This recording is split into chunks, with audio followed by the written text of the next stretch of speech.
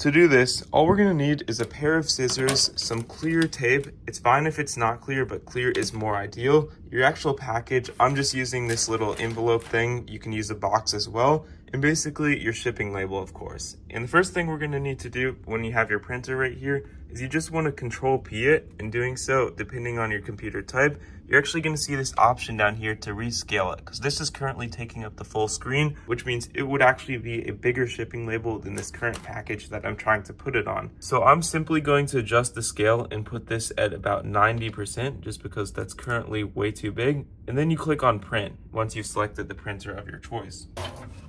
Once your label is printed, you're simply going to want to take it and cut it out. You really want to make sure your label is not too small. If it is, I recommend reprinting it entirely and making the scale bigger. Once you've cut it out, you simply want to put it on your package and take your clear tape right here. If you don't have clear tape, you can just line it with normal tape.